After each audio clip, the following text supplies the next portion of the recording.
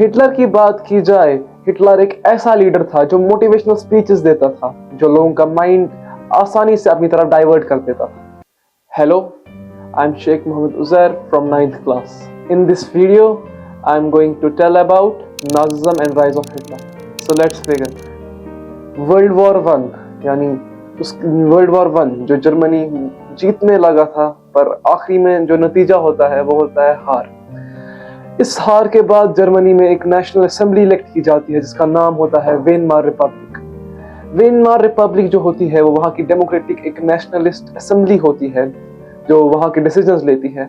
But Germany के खुद के लोग इसको पसंद नहीं करते थे, जिसकी वजूहात ये थी कि इन्होंने कुछ ऐसे डिसीजंस लिए जिसकी वजह से जर्मनी को पूरी तरीके से सफर करना पड़ा। इनको आसानी से नवंबर क्रिमिनल्स की तरह ट्रीट किया जाता था। नवंबर क्रिमिनल्स इसीलिए क्योंकि नवंबर में एक ट्रीटी साइन कराई गई थी एलाइड पावर के द्वारा कि जो जर्मनी है उनको पेनल्टीज पे करनी पड़ेंगी बाकी कंट्रीज को जिनके खिलाफ उन्होंने वॉर की, और सारी रेस्पॉन्सिबिलिटी लेनी पड़ेगी वॉर। इसके बाद उनके ऊपर $6 बिलियन की डेफ्ट भी लगा दी गई, जिसकी वजह से जो जर्मनी है वो सबसिस्टेंस क्राइसिस के अंदर आ गया।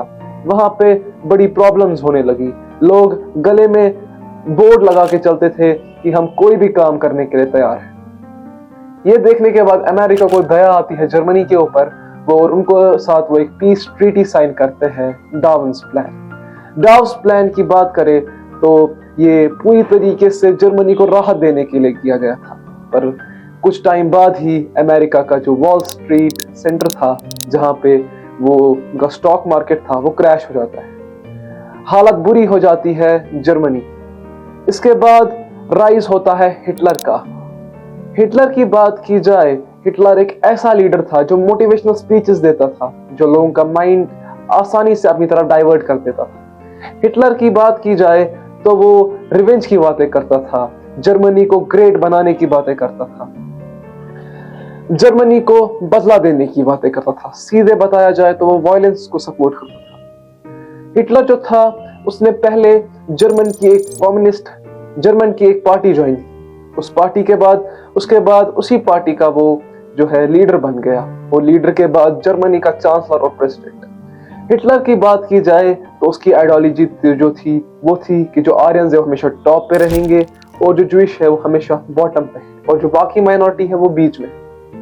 इसी की वजह से हम देख सकते हैं कितना जेनोसाइड किया उसने। हिटलर की बात की जाए तो उसकी एक और आइडियोलॉजी थी कि जितनी ज्यादा लैंड टेरिटरीज होंगी उतने ज्यादा रिसोर्सेज होंगे।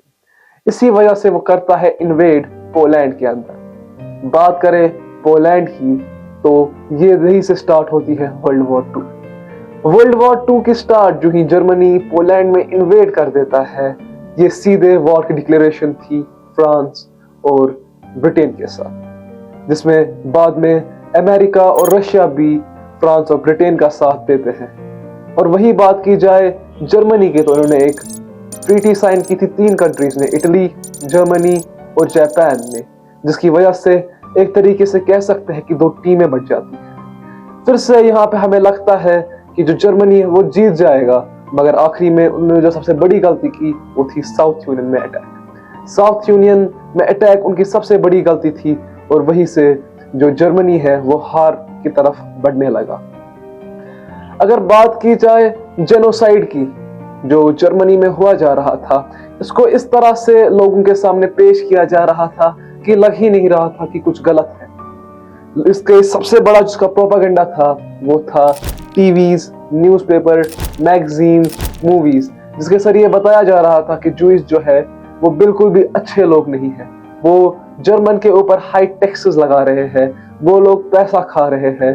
जो ये आइडियोलॉजी थी वो चाहता था हिटलर की यंग वंस यानी बच्चों के दिमाग में आ जाए, ताकि हम एक स्ट्रॉन्ग नेशन की फाउंडेशन बना सकें। जब वर्ल्ड वॉर 2 की एंडिंग हुई, जो ही रशिया पोलैंड में आया, तो उसने वहां पे देखा कि लेटर्स, बुक्स लिखी गई थी उन लोगों के द्वारा जिनको कंसंट्रेशन कैंप्स में भरा गया।